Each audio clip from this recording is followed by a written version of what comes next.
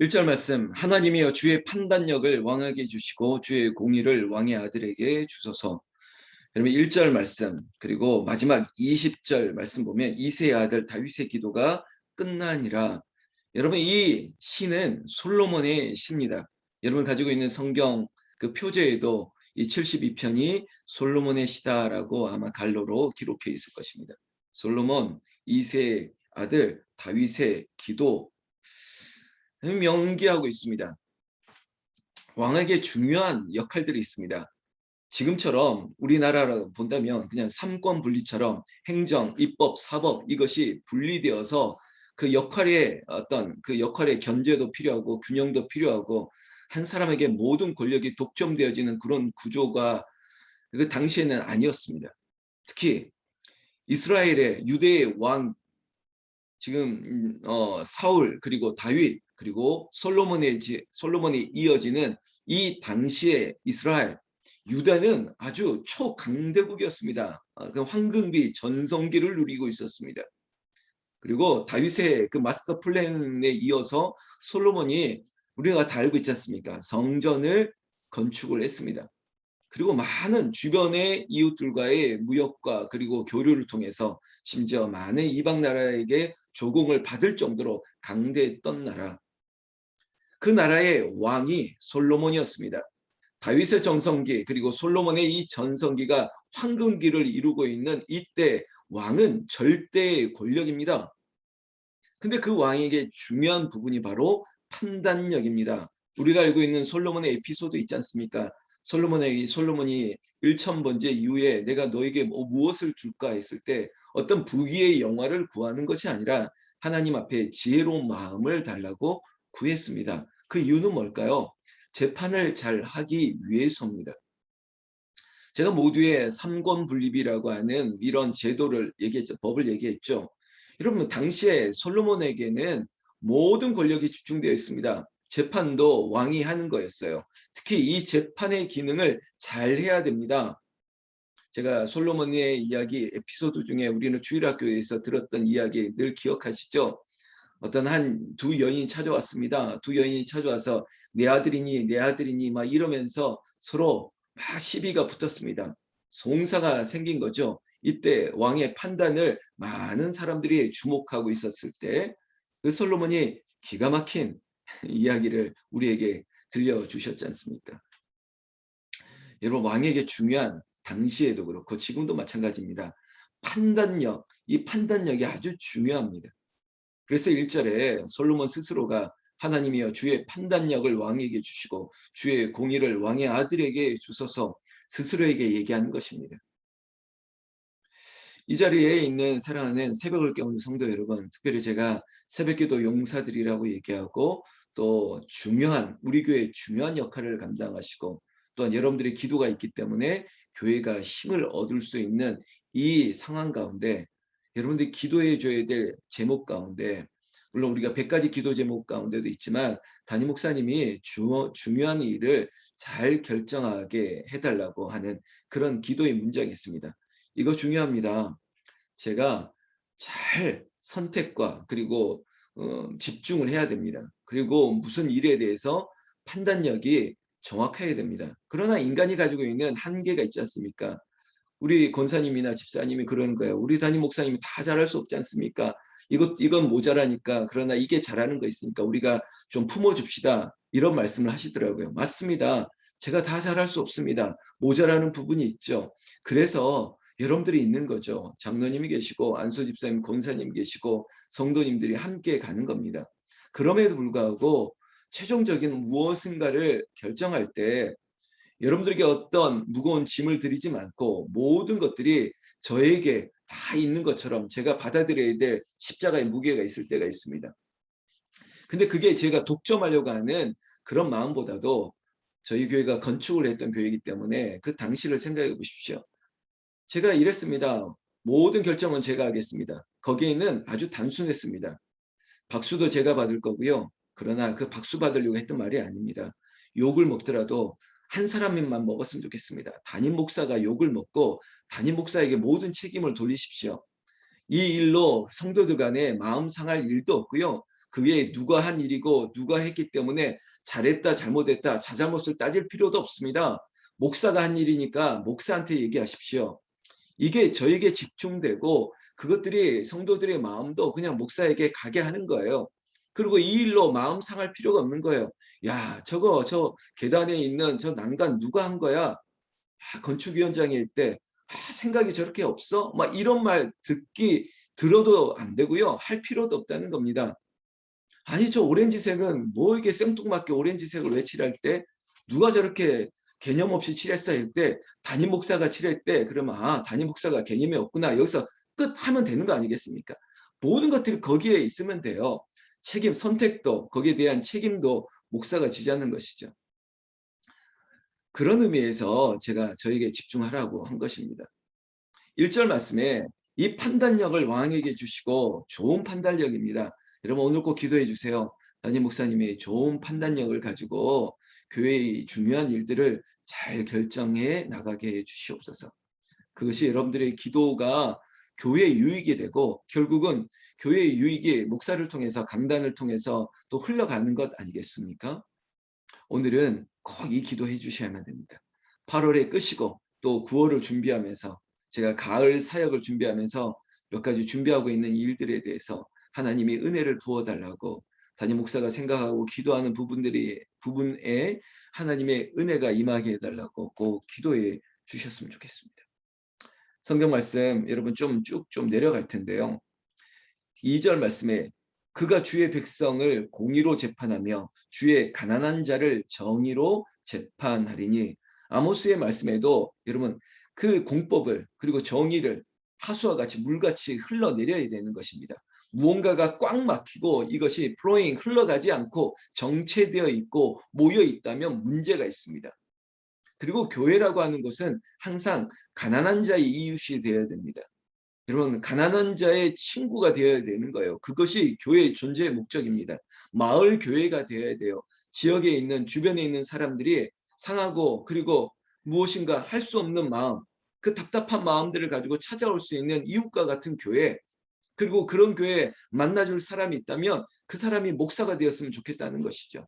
그래서 문턱을 좀 낮추려고 노력하는 거예요. 강대상의 높이도 낮추려고 얘기하고 강대상에 신발을 신고 올라가도 된다라고 하는 것이 그것이 어떤 개방이 아니라 모두에게 좀 열어주고 싶은 문턱을 낮추는 여러 가지 디자인과 결정들을 하는 것이죠. 우리 담임 목사가 좀 이렇게 스타일이 좀 이상하죠.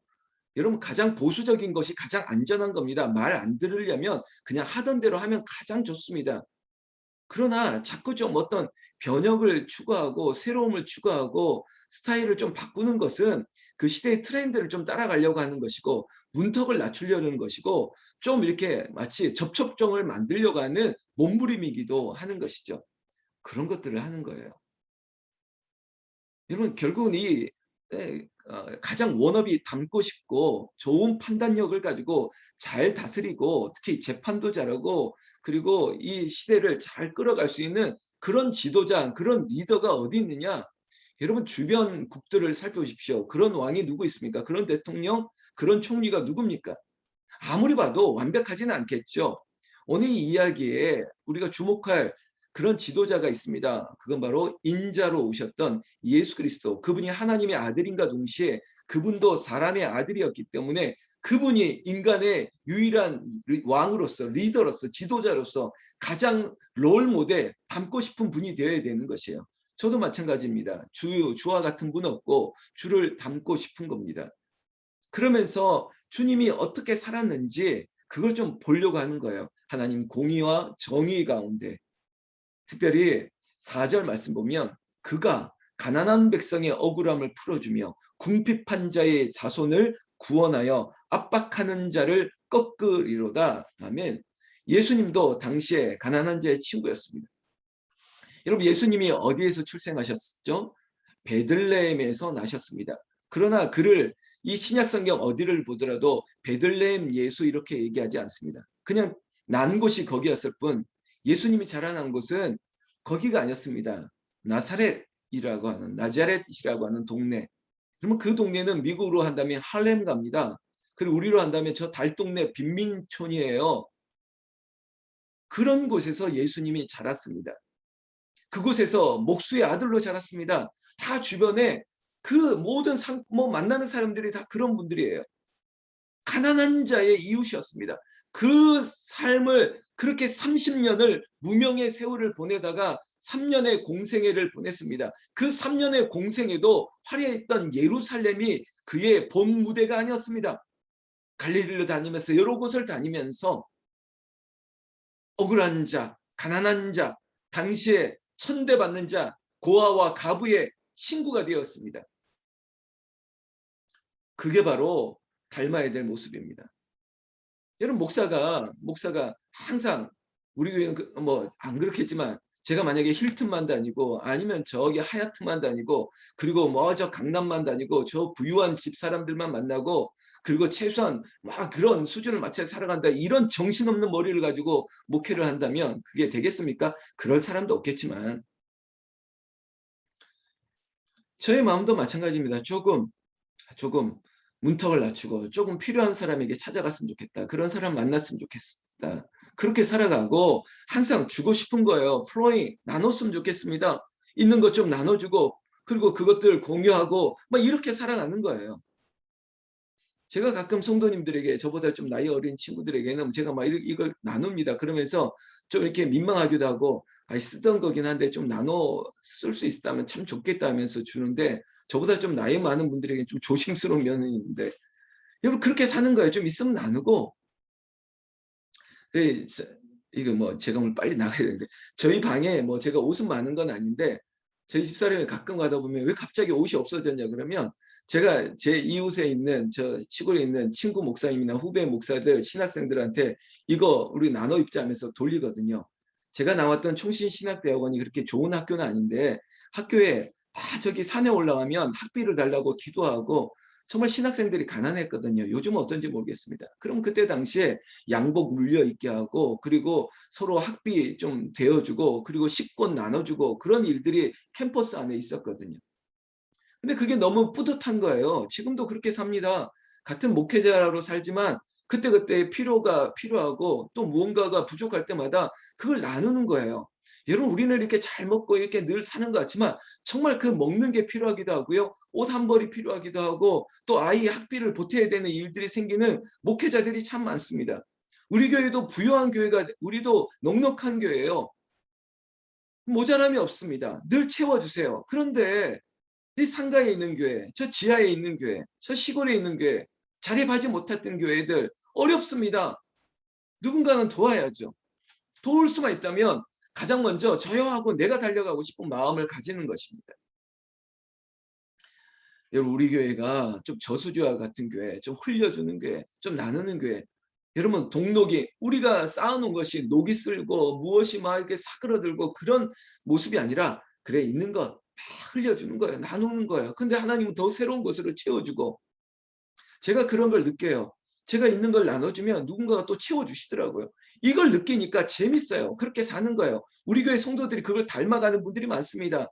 늘 좋은 것으로 먼저 줘요. 당신보다 더 좋은 것들을 나누려고 하는 인생들이 있습니다. 저는 축복합니다. 그런 분들이 하나님의 하늘의 복을 누리기를 예수님의 이름으로 축원합니다. 축원합니다. 여러분, 좀 넘어갑시다. 성경 말씀 12절 보면 예수님을 한번 생각해 보십시오. 그는 궁핍한 자가 부르짖을 때 건지며 도움이 없는 가난한 자도 건지며 그는 가난한 자와 궁핍한 자를 불쌍히 여기며 궁핍한 자의 생명을 구원하며 그들의 생명을 압박과 강포에서 구원하리니 그들의 피가 그의 눈 앞에서 존귀히 여김을 받으리로다. 할렐루야. 예수 그리스도의 모습 아닙니까? 여러분, 우리의 삶이 그렇게 되기를 바라고, 누군가 특별히 복음을 전할 때 수용성이라고 하는 표현을 쓰는데, 복음이 꼭 잘 들어가야 될 대상들이 있습니다. 여러분, 지금 필요로 하는 사람, 지금 병원에서 아파하는 분들, 그리고 갑자기 큰 병을 얻은 분들, 암이 걸린 분이 있습니다. 그리고 아버지 사랑하는 가족을 떠나보낸 그런 상처 입은 사람들이 있습니다. 그분들에게 다가가야죠. 아픈 사람에게 다가가야죠. 어려운 일을 당한 사람에게 다가가야죠. 그들에게 우리가 친구가 되어주는 것입니다. 여러분, 지금 그저 한 지도자만을 얘기하는 것이 아니라 여러분의 가장들, 그리고 내가 삶에 있어서 내가 그리스도의 복음의 증거가 되기 위해서 내가 앞서갈 수 있다면 그렇게 앞서가는 것이에요. 여러분들에게 복이 임할 것입니다. 하나님의 복이 당신으로 말미암아, 성경 17절 말씀 보면 그의 이름이 영구하며 그의 이름이 해와 같이 장구하리로다. 사람들이 그로 말미암아 복을 받으리니 모든 민족이 다 그를 복되다 하리로다. 할렐루야. 저요 복받은 목사입니다. 복을 받고 있습니다. 사랑하는 새벽을 깨우는 성도님들, 여러분들도 복을 받게 될 것입니다. 또한 당신 때문에, 당신으로 말미암아 당신의 집안이 복을 받을 것입니다. 예수 믿는 남편 때문에 아내가 복을 받고, 지금 이렇게 구박을 받을지라도 신앙생활 잘하는 아내 때문에 남편이 복을 받고 온 가족이 복을 받고, 누구로 말미암아? 여기 있는 우리로 말미암아 주변이 복을 받는 그런 축복의 통로, 은혜의 통로, 그런 여러분들이 되시기를 나는 예수님의 이름으로 축원합니다. 축원합니다.